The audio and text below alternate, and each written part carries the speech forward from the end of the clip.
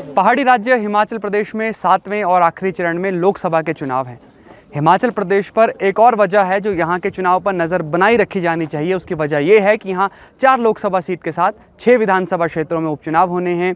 6 विधानसभा क्षेत्रों में उपचुनाव की वजह आप पहले ही जानते हैं कि जिस तरह से राज्यसभा चुनाव में क्रॉस वोटिंग हुई और इसके बाद व्हिप के उल्लंघन के चलते 6 कांग्रेस विधायकों की सदस्यता गई और बेहद दिलचस्प ढंग से सभी 6 कांग्रेस विधायकों ने भाजपा की सदस्यता ली और अब जो कांग्रेस के नेता थे वो भाजपा के नेता हो चले हैं। जो पहले भाजपा का विरोध कर रहे थे वो अब भाजपा का नाम जप रहे हैं। यही हिमाचल प्रदेश की राजनीति के दिलचस्प रंग हैं। इस समय हमारी मौजूदगी हिमाचल प्रदेश विश्वविद्यालय में है और विश्वविद्यालय को कहा जाता है कि ये हिमाचल प्रदेश विधानसभा का पर्याय है।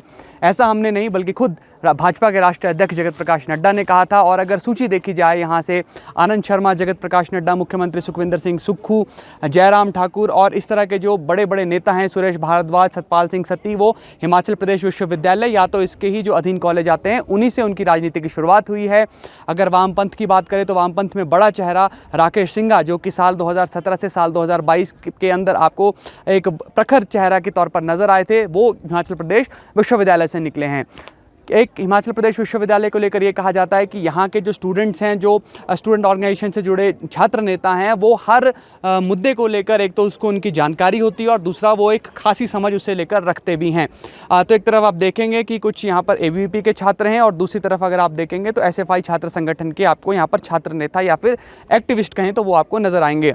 शुरू करेंगे हिमाचल प्रदेश में चुनावी मुद्दे क्या रहने वाले हैं, प्रदेश के चुनाव में अब तक कितनी बात हिमाचल प्रदेश की हो रही है और क्योंकि अभी यहाँ पर चुनाव कुछ देरी से हैं तो हिमाचल प्रदेश में चुनावी रंग या चढ़ा भी है या फिर नहीं। चलते हैं। सबसे पहले आपका नाम मैं जानना चाहूँगा। रूपांश राणा नाम है और हिमाचल प्रदेश यूनिवर्सिटी में B.Ed का स्टूडेंट हूँ। रूपांश जी, कहाँ के रहने वाले हैं आप? मैं कांगड़ा का रहने वाला हूँ। कांगड़ा कौन सी सीट आपकी आती है अगर विधानसभा में देखिए? विधानसभा फतेहपुर विधानसभा। फतेहपुर विधानसभा। क्या लग रहा है कांगड़ा में इस बार आपको मामला? अभी हालांकि कांग्रेस ने तो कैंडिडेट दिया नहीं, भाजपा के कैंडिडेट हैं राजीव भारद्वाज, और ऑल ओवर देश में भी क्या लग रहा है, प्रदेश में क्या लग रहा है? जी, ये जो चुनाव हो रहा है, ये चुनाव ऐसा लग रहा है क्योंकि भारत की अगर बात की जाए तो भारत देश एक वेलफेयर कॉन्सेप्ट पर चलने वाला देश है और पिछले 2004 और 2014 के भी यूपीए की जो सरकार थी, नो डाउट उन्होंने वेलफेयर कॉन्सेप्ट को अपनाया और उसके बाद जब 2014 से 2024 के बीच भाजपा की सरकार आई तो उन्होंने भी वेलफेयर कॉन्सेप्ट को उठाया और चलाया, लेकिन उन्होंने एक कॉन्सेप्ट और दे दिया है ना, नया कल्याणवाद।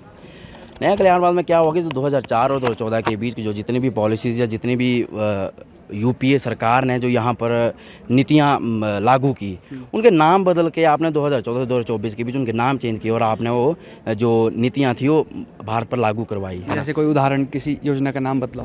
बहुत सी योजना थी, जिसमें अन्न योजना होगी उसका नाम कुछ और कर दिया, फिर मिड डे मील योजना थी उसका कुछ और, मतलब ये बड़े सारे कॉन्सेप्ट थे। ये जो चुनाव हो रहा है, ये चुनाव सिर्फ और सिर्फ भाजपा कांगड़ा की बात की जाए तो इस बार जो सीट दी है राजीव भारद्वाज जी को, हालांकि कांग्रेस ने अभी तक उतारा नहीं है, ये मुद्दों पर तो चुनाव हो ही नहीं रहा है।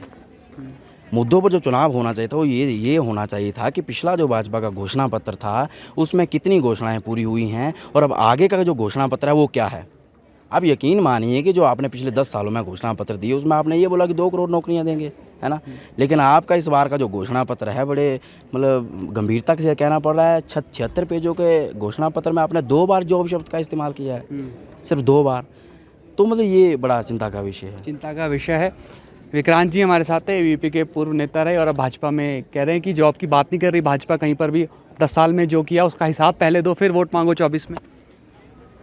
देखिए, हम हिमाचल प्रदेश विश्वविद्यालय के ऐसे ऐतिहासिक भवन के बाहर खड़े हैं और अगर यहीं से बात शुरू की जाए रोज़गार की तो मैं कहता हूँ पिछली सरकार में यहाँ पर लगभग 300 से ज़्यादा भर्तियाँ जो है यहाँ पर प्रोफेसर की गई है, टीचिंग स्टाफ की गई है। इसके अलावा नॉन टीचिंग स्टाफ की अलग भर्तियाँ की गई है। कॉलेज कैडर्स हुए हैं, PGT हुए, TGT हुए, अलाइड हुए, हर प्रकार की जो भर्तियाँ निकलती थी निकलते आई है। लेकिन सवालियात निशान वर्तमान की सरकार के ऊपर है। 1.5 वर्ष पूर्व सत्ता हासिल करने से पहले इन्होंने कहा था कि हम पहली कैबिनेट में 1 लाख नौकरियां देंगे। मेरे कांग्रेस के भाई यहाँ खड़े हैं, मैं इनसे पूछना चाहूँगा कि 1 लाख भर्तियां पहली कैबिनेट या हुई नहीं है इनकी ऑफिशियली या ये करा नहीं पा रहे हैं भर्तियाँ। कई प्रकार के वादे इन्होंने किए हैं, महिला सम्मान को लेकर कई निधियाँ इन्होंने नाम दिए हैं, प्यारी बहना, लेकिन प्यारी बहनों के खाते में 1 रुपये नहीं आए। 1500 की बात हुई थी, गोबर खरीदने की बात हुई थी, अभी तक कहीं गोबर दिखता हुआ नहीं जा रहा है, बिकता हुआ नहीं नज़र आ रहा है। और कानून व्यवस्था की बात करें तो हिमाचल प्रदेश में आज तक के इतिहास में इस कदर कानून व्यवस्था चरमराई हुई है कि रोज़ाना कत्लेआम खुलेआम हो रहे हैं। किन्नौर का गोलीकांड देखे, नालागढ़ के बरोटीवाला में जो ओपन गोलीबारी हुई है, पिछले कल रामपुर में एक नवविवाहिता का शव मिला है। हालांकि इतना समय गुजर जाने के बाद लगभग 48 घंटे हो चुके हैं, उसकी शिनाख्त नहीं की जा रही है, इतनी बुरी तरह से उसका फेस खराब किया गया है।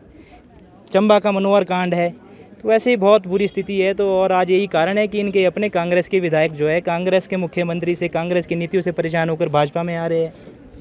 तो मामला भाजपा का कार्यकर्ता परेशान नहीं होता, आपके ऊपर आके नेता बैठ जाते हैं? नहीं, ऐसा नहीं है। भाजपा का कार्यकर्ता संगठन सर्वोपरि के मत को लेकर आगे चलता है और ऐसे ही चलता रहेगा। अच्छा, ले लेते हैं NSUI से जवाब। 1 लाख नौकरियों का वादा किया था, कहाँ गई 1 लाख नौकरियाँ? पूछ रहे हैं। महिला सुरक्षा के नाम पर जीरो है सुक्खू सरकार, ऐसा कह रहे हैं। महिलाओं को सुरक्षा भी देंगे और 1 लाख नौकरियां भी देंगे। कब? प्रतिबद्ध है प्रदेश सरकार उन सब निर्णयों को लेकर। दुखद परिस्थिति ये है कि इस देश में 2 सरकारें चलती है, एक केंद्र सरकार चलती है, एक प्रदेश सरकार चलती है। और केंद्र सरकार पिछले 2 टर्म से जो है, जब सत्ता में आई थी तो एक झुंझुना दिया गया था इस देश के युवाओं को, इन प्रदेश के युवाओं को, पूरे राष्ट्र के युवाओं को, कि हम जो है 2 करोड़ रोजगार देंगे। 2 करोड़ तो दूर की बात है, पूरे साल में 2 लाख रोजगार दिया हो, ये बड़ा प्रश्न है। सवाल पूछे जा रहे हैं प्रदेश सरकार से कि प्रदेश सरकार ने युवाओं को रोजगार नहीं दिया। चाहे वो प्रदेश सरकार की बात हो चाहे केंद्र सरकार की बात हो, प्रदेश सरकार ने तो लगभग 20,000 के आसपास एक साल में रोजगार दिया है, प्रत्यक्ष और परोक्ष रूप से, लेकिन वो पर्याप्त नहीं है। हम भी मानते हैं जिस प्रकार की प्रदेश में जनसंख्या है, जो यूथ की भागीदारी है, सोशल अपलिफ्टमेंट के लिए सोशल सेक्टर में रोजगार जितने भी सीमित साधनों के बावजूद क्रिएट किए जा सकते हैं वो कम है वर्तमान परिदृश्य में, वर्तमान जनसंख्या के हिसाब से। लेकिन कंसर्न की बात क्या है कि आपको ये देखना पड़ेगा कि क्या सरकार की जो कार्यप्रणाली है वो सुचारू हो पाई कि नहीं हो पाई। रीज़न बिहाइंड दैट कि 5 से 6 महीने जो है प्रदेश सरकार को हिमाचल के डिज़ास्टर को निपटाने के लिए लग गए, लेकिन हमारे भाई भाजपा जो भारतीय जनता पार्टी से संबंध रखते हैं या किसी और अन्य विपक्षी संगठन से संबंध रखते हैं, दुखद परिस्थिति है कि उनको ये नहीं दिख रहा है कि प्रदेश सरकार ने किस सूझबूझ से पूरे देश में, पूरे विश्व में एक मैसेज दिया कि प्रदेश के कैबिनेट मंत्री, प्रदेश के CPS चंद्रताल जैसी क्रूशियल ज़मीन पे जाकर, क्रिटिकल और सेंसिटिव जोन में जाकर के अपनी जान को जोखिम में डाल करके प्रदेश के टूरिज्म को अपलिफ्ट करने के लिए, पूरे देश में प्रदेश सरकार को सशक्त करने के लिए, प्रदेश की तरफ से एक मैसेज देने के लिए, अपनी प्रतिबद्धता को दिखाने के लिए वहाँ से लगभग 70,000 के आसपास के आपदा में जो काम था वो निसंदेह जो है वो काबिले तारीफ था। लेकिन रोजगार 1 लाख देंगे कि 5 लाख देंगे? देखिए, रोजगार 1 लाख भी देंगे और 5 लाख भी देंगे। कब? 1 लाख पक्का रोजगार देने की बात की गई है और 5 लाख जो है उसमें एम्प्लॉयमेंट प्रत्यक्ष या परोक्ष रूप से देने की बात की गई है। प्रदेश सरकार ने पिछले 1 से 1.5 साल में ही काफ़ी रोजगार दिए हैं, काफ़ी नई भर्तियां निकाली जा रही हैं, कुछ भर्तियां जो है ऑन गोइंग प्रोसेस में चली हुई हैं। हालांकि हम भी ये मानते हैं कि रोजगार सबसे बड़ा इशू है, लेकिन राजीव गांधी स्टार्टअप योजना प्रदेश की यशस्वी मुख्यमंत्री ने, प्रदेश की सरकार ने 680 करोड़ की युवाओं के लिए, उनके अपलिफ्टमेंट के लिए, उनको जो है एक प्रतिबद्ध करने के लिए, आत्मरक्षा के लिए, उनकी क्रेडिबिलिटी बढ़ाने के लिए एक विजन दिखाया है। इस प्रकार की और भी नीतियां बनाई जा रही हैं। टूरिज्म के पर्सपेक्टिव से किस हिसाब से युवाओं को अपलिफ्ट किया जा सके, पहली बार प्रदेश के किसी मुख्यमंत्री ने इस प्रकार का विजन दिखाया है कि हिमाचल में कांगड़ा जैसे प्रदेश को एक टूरिज्म सेक्टर में किस हिसाब से टूरिज्म सर्किट बनाया जाए, उसके लिए टूरिज्म कैपिटल बनाया गया। इसके अलावा युवाओं के लिए चाहे हम बात करें किस प्रकार से जो एक जिनके माँ बाप इस दुनिया में नहीं हैं,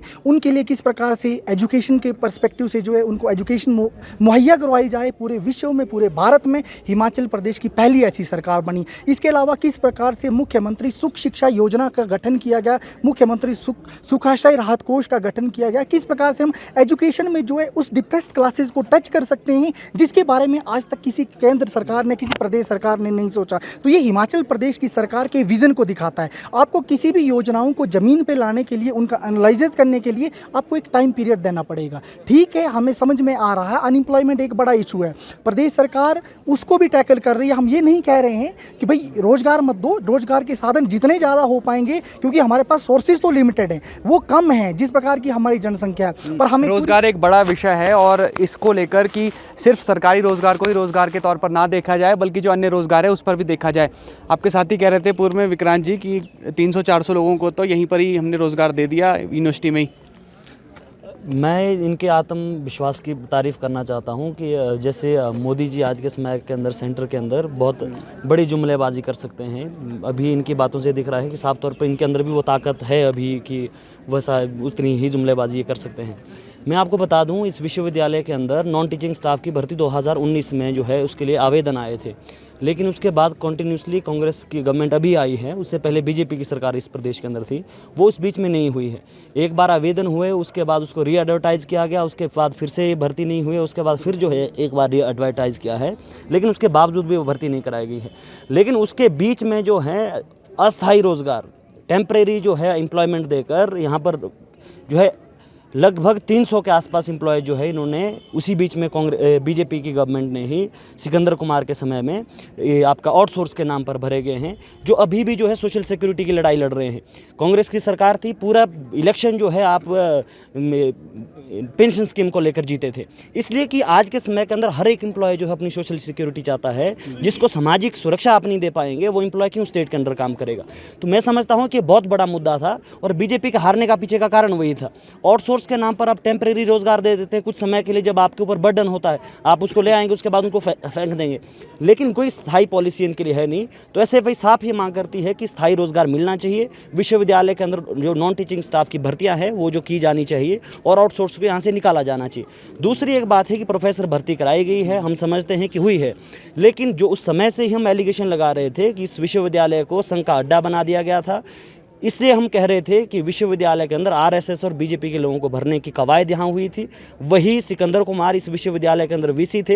हालांकि आज कांग्रेस सरकार वीसी भी अपना नियुक्त नहीं कर पा रही है। सेंटर आपके मंडी यूनिवर्सिटी की बात कर रहे थे, वहाँ पर भी जो है दूसरी आइडियोलॉजी से मजबूरन इन्हें जो है वीसी देना पड़ा, इतने हालात इनके ख़राब है। हिमाचल प्रदेश विश्वविद्यालय के अंदर वीसी ना नियुक्त होने के चलते ही यहाँ का इंफ्रास्ट्रक्चर बिल्ड नहीं हो रहा सर। हालाँकि उससे पहले अनेकों तरह की अनियमितताएँ रही हैं, वीसी बीजेपी की सरकार के अंदर इतना अपना था, लेकिन एकेडमिक करप्शन जो सबसे बड़ी मुख्य मुद्दा जो है इस विश्वविद्यालय के अंदर का है। आपकी पीएचडी से लेकर देख लीजिए आप, अभी कुछ हफ्ते पहले की बात है, कॉमर्स डिपार्टमेंट के अंदर एक पीएचडी की सीट को डी रिजर्व कराकर एसटी की जगह जो जनरल के आदमी को भरा गया, वो बिल्कुल असंवैधानिक है, बिल्कुल अनकॉन्स्टिट्यूशनल, वो हो ही नहीं सकता है। आपके ऊपर एट्रोसिटी आप उनके ऊपर कर रहे हैं। आप जो संविधान को ख्याल में रखकर यूजीसी को, ऑर्डिनेंस को आप ध्यान में नहीं रख रहे, जिस विश्वविद्यालय को बचाने की ये बात कर रहे हैं कांग्रेस सरकार, अभी तक जो प्रतिनिधि या फिर जो आपके चुने हुए अधिकारी हैं वो उसके ऊपर संज्ञान नहीं ले पा रहे हैं। जो छात्र इस लड़ाई को लड़ रहे हैं उनको विश्वविद्यालय से निष्कासित किया जा रहा है। संविधान को बचाने की बात ये कर रहे हैं, लोकतंत्र को बचाने की बात कर रहे हैं। जो इस करप्शन के खिलाफ लड़ रहा है उनको जो है आज जो है विश्वविद्यालय से निकाला जा रहा है। अभी तक हमारे छाती कल की जजमेंट आने को अभी देरी है, लेकिन हमारी जो है कोर्ट ने जो है निष्कासन बहाल कराया है, ऑनरेबल हाई कोर्ट ने। मैं समझता हूँ कि ये बीजेपी की सरकार जब तक थी उस बीच में भी जो है यहाँ पर अवैध जो है भर्तियाँ हुई हैं और एकेडमिक करप्शन हुए हैं, जिसको लेकर एसएफआई कंटिन्यूसली लड़ती रही। पूरे दबाव करने के बावजूद कौन इनको बचाने की कोशिश कर रहे हैं, ऐसे अधिकारियों को राज्यसभा में जो है राज्यसभा का मेंबर बनाकर यहाँ से जो है सिकंदर कुमार को पहुँचाया गया, जो आदमी यहाँ जो इस तरह की भर्तियाँ करा रहा था।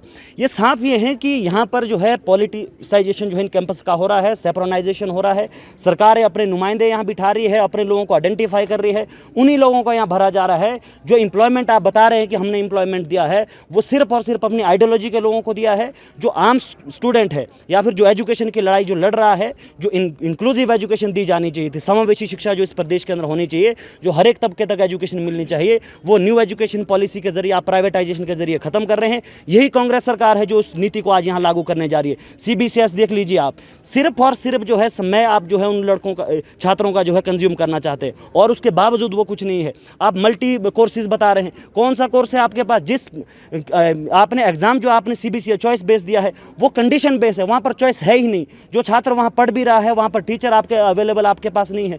सिर्फ और सिर्फ जो बर्डन छात्रों के ऊपर डाला जा रहा है, ये एनईपी नहीं होनी चाहिए। इसके जरिए जितने भी काम कराए जा रहे हैं वो बिल्कुल शिक्षा को खतरा पहुँचाने के लिए है। मुख्य तौर पर प्राइवेटाइजेशन को रोका जाना चाहिए। जब तक आप प्राइवेटाइजेशन नहीं रोकेंगे तब तक ना तो आप एजुकेशन को इंक्लूसिव बना पाएंगे, ना ही एक्सेस आप एजुकेशन के हर एक तबके तक पहुँचा। इंपॉर्टेंट पॉइंट है। और आरएसएस और संघ का जो है वो अड्डा बना दिया विश्वविद्यालय को। आप भी भगवा ध्वज वाहक है, तो इस आरोप पर क्या कहेंगे?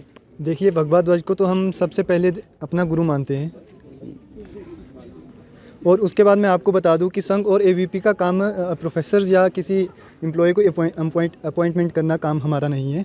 हमारा काम छात्र संगठन है, हम छात्रों की हित की बात करते हैं और ये डिपार्टमेंटल जो काम होते हैं वो प्रदेश में जो प्रशासन होता है और सरकार होते हैं, मुझे लगता है इतना मेरे ओपोनेंट जो हमारी पार्टी छात्र संगठन है उन्हें भी इतना ज्ञान होगा कि प्रशासन ही ऐसी कमेटियों का निर्धारण करता है जो अपॉइंटमेंट जो है प्रोफेसर्स की या फिर किसी भी एम्प्लॉय की करते हैं। किसी आपका क्या नाम है? रूप सिंह ठाकुर। रूप सिंह जी, कहाँ से हैं आप? मैं मंडी से हूँ। अच्छा, मंडी से आप कंगना रनौत वाले इलाके से आ रहे हैं, तो क्या जीत रही कंगना रनौत इस बार चुनाव? बिल्कुल कंगना जी बिल्कुल बहुमत से जीत रही है। देखो कंगना जी तो बस एक बहाना है, मोदी जी को लाना है। आप देख रहे होंगे कि मंडी जो लोकसभा क्षेत्र है वो इतना दुर्गम क्षेत्र है जहाँ पर कि एक मंडी जो लोअर है, कुल्लू किन्नौर पहाड़ी इलाके हैं, पर उन सबको एक साथ ले कर राष्ट्र के लिए जो काम कर रहे हैं उनको वोट जाएगा। कंगना जी उनका एक मोहरा है। काम तो पीछे संगठन कर रहे हैं, सरकारें कर रही है, बीजेपी सरकार पीछे काम करती आई है, ऐसा नहीं पहली बार कर रही है। 2014 से लेकर आज तक वहाँ पर अच्छा काम हो रहा है और आगे भी होता रहेगा। विक्रमादित्य क्यों पसंद नहीं है आपको? विक्रमादित्य जी अच्छे लीडर है, उनको जरा कर मुँह मारने की आदत पड़ गई है। वो यहाँ पर भी मुँह मारे, यहाँ पर भी, ऐसा नहीं चलेगा ना। जो उनको PWD का वो मंत्री है तो उसी काम को वो देखे, वो हर जगह अपना ये डालने की प्रयास करे। मुंह मारने से अर्थ मतलब भाजपा में जाने की कोशिश हो कि कुछ और? क्या नहीं, भाजपा में जाने की कोशिश नहीं बोल रहा हूँ। वो अपनी ही पार्टी में एक बड़े दायित्व की ओर जा रहे हैं। वो अपना जो काम है उसको अच्छे से नहीं कर पा रहे। अच्छा, मतलब जो अभी भूमिका दी है वो निभानी चाहिए पहले, आप ऐसा? हाँ, मेरा बोलने का यही मतलब है। अभी जो उनको भूमिका मिली है वो उस पर काम करे, उसके बाद वो जिस लेवल पर अपनी क्रेडिबिलिटी के आधार पर पहुंचते हैं वो उस हिसाब से नेता क्रेडिबल होना चाहिए, आप ऐसा कह रहे हैं। आपका क्या नाम है? हनी शर्मा। हनी जी, कहाँ से आप? मैं हमीरपुर से हूँ जी। अच्छा, तो फिर हमीरपुर से क्या लग रहा है, दोबारा केंद्रीय मंत्री अनुराग ठाकुर को आप जिताकर भेज रहे हैं या फिर इस बार बदलाव की बयार बह रही है हमीरपुर में? नहीं, ऐसा है, अब अपना विद्यार्थी परिषद से हम किसी मतलब ऐसे पॉलिटिक्स में बोलते नहीं, क्योंकि हमारा नॉन पॉलिटिकल ऑर्गेनाइजेशन है। और दूसरा ये है कि हम स्टूडेंट है तो स्टूडेंट की बात करूँगा। हम लोग देखते हैं कि अभी वो सूचना प्रसारण मंत्री हैं, तो अभी कम से कम 4 बार तो वो सांसद रह चुके हैं और उन्होंने कुछ जो पहले वहाँ पर की हुई हैं। देखो, सबसे ज़्यादा जो इंस्टीट्यूट हैं, बड़े बड़े इंस्टीट्यूट, चाहे NIT है, एम्स है, सारे जो है वो हमीरपुर हमारी जो लोकसभा है उसमें दिए हैं। दूसरा, जो बोर्ड की परीक्षाओं में जितने भी टॉपर होते थे उनको भारत भ्रमण का जो था वो एक अच्छी पहल है। हम लोग देखते हैं कि कैसे आज का जो युवा है जो नशे की ओर जा रहा है, उसके लिए खेलो महाकुंभ का जैसे ऐसे बड़े बड़े जो है उन्होंने मतलब कार्यक्रम चलाए हुए हैं। तो मुझे लगता है कि जो स्टूडेंट वेलफेयर की बात करेगा और जो स्टूडेंट हित में बात करेगा, हम लोग उसी वोट करेंगे, क्योंकि हमारा सीधा मानना है, हमारी स्टूडेंट ऑर्गेनाइजेशन है ना, हम किसी की और की बात करते हैं। लेकिन अब हम लोग देखते हैं कि 2014 से भी इस यूनिवर्सिटी का जो है वो एक लेवल गिर गया हुआ है। 2000 जब से रूसा इस यूनिवर्सिटी के अंदर आया था, हम लोग देखते हैं इस यूनिवर्सिटी का इंफ्रास्ट्रक्चर, आज हम अदर यूनिवर्सिटीज़ की बात करें, हमने अदर यूनिवर्सिटी में भी भ्रमण किया हुआ है, अलग जगह गए हुए हैं हम लोग, तो हम लोगों ने देखा है कि वो यूनिवर्सिटी कम से कम इनसे 10 साल आगे जा चुकी हैं।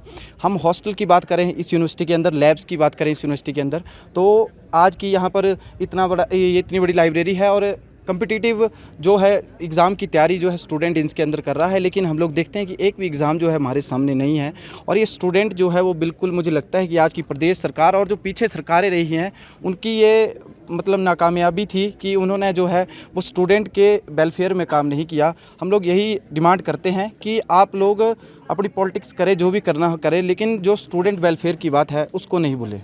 आपका क्या नाम है? सर आशीष शर्मा। आशीष जी, कहाँ से? सर बिलासपुर। अच्छा, बिलासपुर में क्या लग रहा है इस बार, किस तरफ है माहौल, या फिर आप भी कहेंगे कि छात्र हित की बात करें? एक तरफा ही है सर, मतलब वहाँ पे जैसे जो हमारे सांसद हैं अनुराग ठाकुर सर, लगातार 4 बार के सांसद हैं, 5वीं बार सर फिर से बनेंगे सर। उन्होंने वहाँ पे विकास करवाया है सर। हम देखते हैं सर, अगर वहाँ पे 4 लेन का जाल कितना बिछ रहा है। और हम बात करें अगर स्पोर्ट्स के क्षेत्र में बात करें तो स्पोर्ट्स में हिमाचल एक स्पोर्ट्स हब बनता जा रहा है। धर्मशाला की बात करें तो वहाँ पे भी एक क्रिकेट स्टेडियम बनाया है इंटरनेशनल लेवल का। तो कितने आजकल हमारे प्रदेश भर के स्पोर्ट्स प्लेयर इंटरनेशनल लेवल पे रिप्रेजेंट कर रहे हैं। तो ये हमारे सांसद की ही देन है कि स्पोर्ट्स मिनिस्टर होते हुए इतने खिलाड़ी हमारे देश और अंतर्राष्ट्रीय लेवल पे रिप्रेजेंट कर रहे हैं। बदलना नहीं चाह रहे आप लोग? सांसद अनुराग ठाकुर को मौका देंगे? काम करवा रहे हैं सर, काम ही वैसे कर रहे हैं तो, क्योंकि वो बनेंगे फिर से, कोई है नहीं उनके लेवल पे कोई और बंदा। अनुराग ठाकुर बहुत अच्छा काम करवा रहे हैं और हमीरपुर में अब तक कांग्रेस पार्टी अपना प्रत्याशी भी नहीं दे पाई। लगता नहीं कि मनोवैज्ञानिक रूप से एक तो पिछड़ रही है कांग्रेस और फिर कार्यकर्ता भी हतोत्साहित हो जाते हैं कि अब तक प्रत्याशी की घोषणा नहीं हो सकी?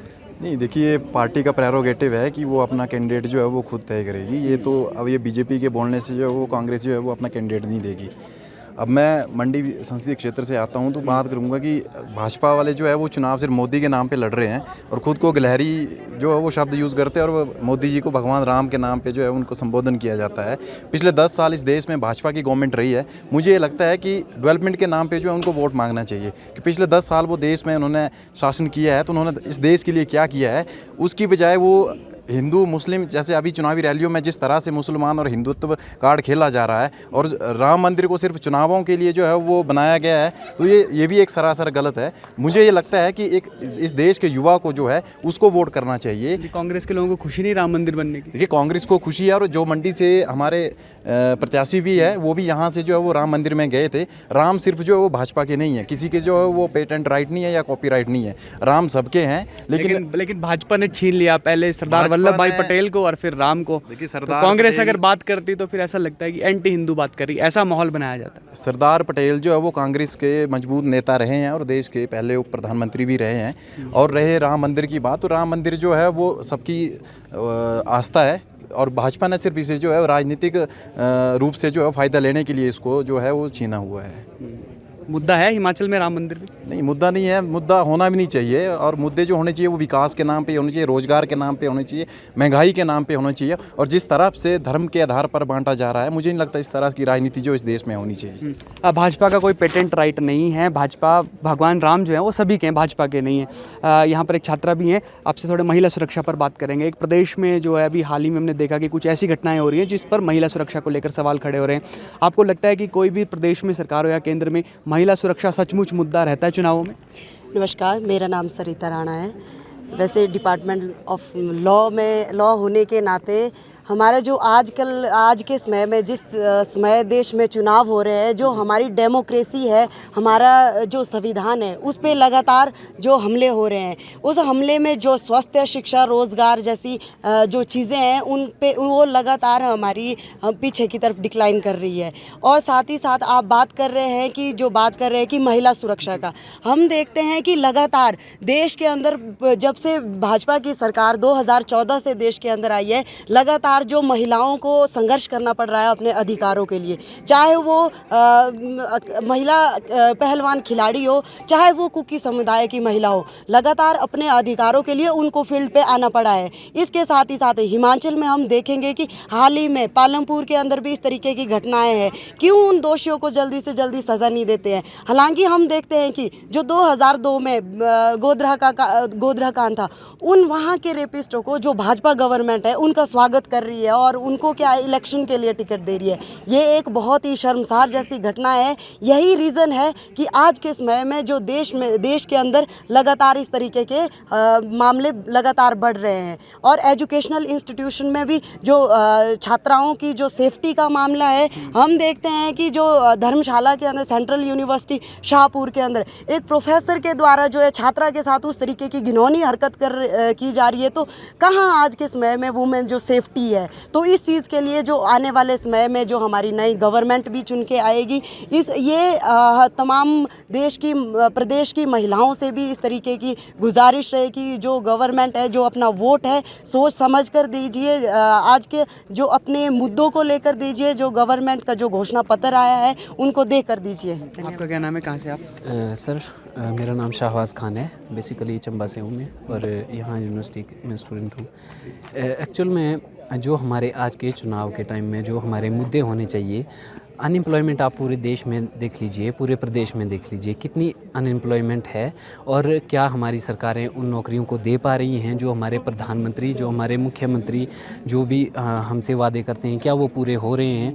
आज के टाइम में हम देखें तो इन चीज़ों को भटकाने के लिए हमने डिबेट क्या छेड़ दी हैं देश में, हिंदू मुस्लिम मंदिर मस्जिद इस तरह की। अगर हम हाल ही में अपना जो हमारे अभी के प्रधानमंत्री जो हमारे नरेंद्र मोदी हैं, उनकी हम स्पीच दे सकते हैं। राजस्थान में किस तरह की स्पीच एक तरह से दे रहे हैं कि आप सिर्फ एक कम्युनल फैक्टर को लेकर एक पर्टिकुलर एक माइनॉरिटी के एक रिलीजन को टारगेट करके आप पूरे इलेक्शन कैंपेन को करना चाहते हैं।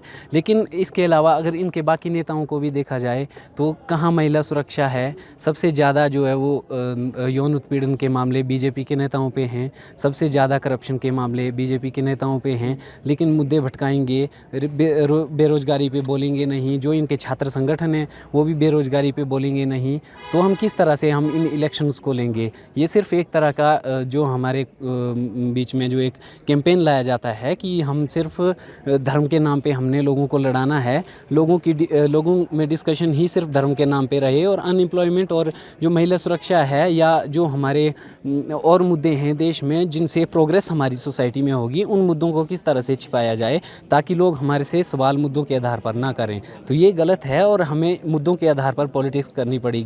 और युवा तो हमेशा सवाल पूछता रहेगा कि हमारी इतनी अनएम्प्लॉयमेंट क्यों है, या हमारे मुद्दे, हम स्पेशली हम स्टूडेंट्स हैं, हमारे को हॉस्टल क्यों नहीं मिल पा रहे हैं। 15 से 20% छात्रों को भी यहाँ इस इतने बड़े विश्वविद्यालय में हॉस्टल नहीं मिलता है। तो क्या लग रहा है कि जो आपका जो इलाका है वो दूर दराज का इलाका है, जो समस्याएं वो भी अलग तरीके की रहती हैं, क्या चुनाव में एड्रेस की जाती हैं विषम इलाके परिस्थितियों वाले इलाके की समस्याओं को, या फिर ऊपर से ही चुनाव बड़ी बड़ी बातें कर राजनीतिक दल निकल जाते हैं? देखिए, पहले तो जो हमारे जो केंद्र के इलेक्शन जो लोकसभा का फर्स्ट फेज अभी हाल ही में कंप्लीट हुआ है, लेकिन देखा जाए तो लंबे समय तक जो है बीजेपी गवर्नमेंट लंबे समय तक जो एक जुमला देने की कोशिश कर रही है, और जो हमारे दूर दराज के इलाके जो ट्राइबल्स एरिया है उसमें लंबे समय से जो एक या तो स्टार नाइट करवाई जाती है या तो बड़े बड़े जुमले दिए जाते हैं, लेकिन इलेक्शन के पश्चात जो है उन चीज़ों को जो है अच्छे तरीके से सुलझाया नहीं जाता है। ये बहुत बड़ी ज़रूरत है आज के समय में। और भाजपा गवर्नमेंट की बात की जाए तो आज के समय में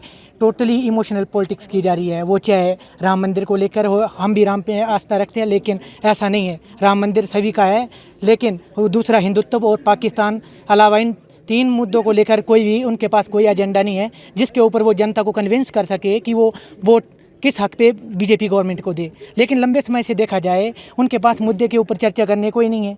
अगर लंबे समय से एक प्रधानमंत्री को 10 साल हो गए, एक बार उनकी प्रेस वार्ता नहीं हुई, ना देने में सक्षम है, वो किस तरह से गवर्नमेंट जो ऊपर से सबसे बड़ी बात यह है कि किस तरह से एजुकेशन इंस्टीट्यूट में जो है जनता का जो है बेवकूफ़ बनाया जा रहा है। मतलब इमोशनल पॉलिटिक्स करने की कोशिश की जा रही है। ऊपर से जो उनके छात्र संगठन है, मैं तो समझता हूँ कि यूनिवर्सिटी एक ऐसा है जहाँ मतलब लास्ट पीक होता है, जहाँ एजुकेशन करता है। उनकी सोचने समझने की क्षमता को इमोशनल पॉलिटिक्स से इतना मतलब हैम्पर पहुँच रहा है, वो उस नज़रिए से सोच नहीं पा रहे हैं। बस हिंदुत्व को खतरा है, अनएम्प्लॉयमेंट के ऊपर कोई बात नहीं, वर्ल्ड हंगर इंडेक्स के ऊपर कोई बात नहीं, प्रेस स्पीच के ऊपर कोई बात नहीं। देश दिन प्रतिदिन जो है डिक्लाइन की ओर जा रहा है इन तमाम जो है एजेंडों को लेकर। लेकिन हमें समझने की जरूरत है। मेरा नाम सनी सिक्टा है, मैं बेसिकली कोटखाई से हूँ।